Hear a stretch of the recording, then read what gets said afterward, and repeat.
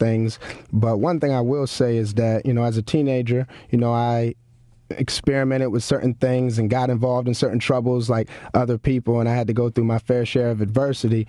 But I came to a calling. When I was 16, I realized that my life was kind of going in the wrong direction, and I was blessed enough that the Lord allowed me to get religion in my life. Yes. And that's what really helped change things around for me. And then from there, I just continued to try to strive to be the best I could be. Got into Morgan State University, did well there.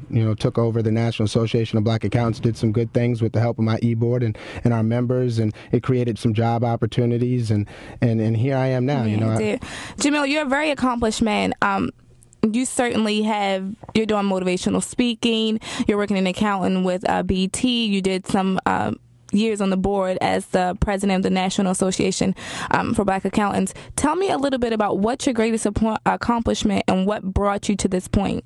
Well, like I said, obviously the Lord is what brought me here, and that's where I am right now. But as far as secular accomplishments, I'd have to say, being the 2005 Business School valedictorian, that was an extreme honor because there was a lot of capable students. But the dean of the business school, made the best man win. The dean of business school approached me and asked me to deliver that message, and that was really touching because it was a couple of students who had higher GPAs than me, and that's when sometimes people don't realize that valedictorian doesn't mean you necessarily have the GPA. It's that just you're the smartest in the class. Yeah, it's the person who addresses the student body, and sometimes it tends to be the person who's more relatable. I agree. Exactly. As a senior accountant for BT, what measures have you taken to brace yourself for the recent changes in the economy?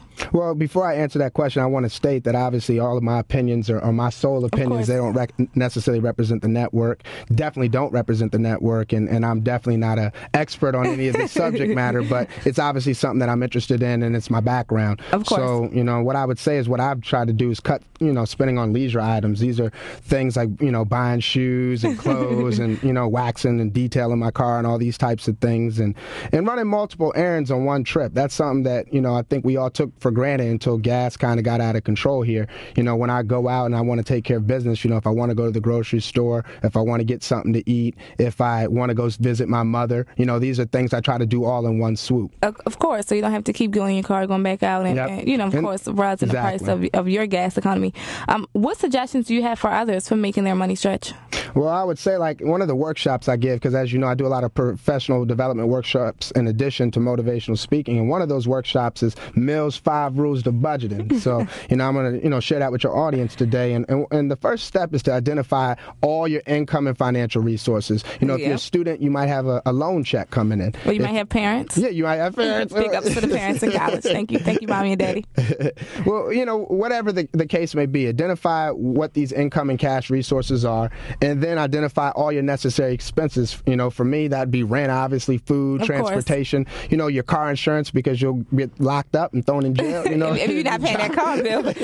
What's necessary, not the new shirt for the club. Exactly, but finding what it is that's coming in, deducting what is necessary, and then determining how much you have left, and then with that remaining cash, dividing that up amongst saving and investing versus some of your common wants. And someone will say, what is a common want? I call those things like cell phone bills, cable. So you're saying we don't need our cell phone? That's not a priority? No, you don't need your cell phone. Sorry, guys. Yeah, sometimes people think they do, but you don't need it. But it's a common want. Yeah, and these are things that we want to address after our necessities, because when you look at it, do I want to be homeless or have a cell phone? I agree. You'd rather have a home than a cell phone. I think it's an Since easy you put answer. it that way, if you're choosing between the house and the phone, can't live on your phone. But then after that, though, Sheena, then the last thing is the cash for leisure. And I think sometimes we go out of order. Some of us go leisure first, and then some of us say, well, no, I take care of my business, but leisure's before, common wants. It depends what month it is. I might have to go with leisure. It's July. You want to do a boat? And there's nothing wrong with leisure, but, in the economic climate we're in, that's just something you want to consider. Yeah, okay. I certainly agree.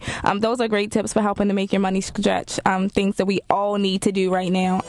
With this economy, it's very unpredictable. When we come back, I definitely want to go ahead and get into that. Tell me, what predictions do you see for this economy, and is this a fixable matter? After the break, we'll hear all about that with Jamil White, 1010 WOLB, Radio 1 Baltimore. You're on display with Sheena J. Don't go away.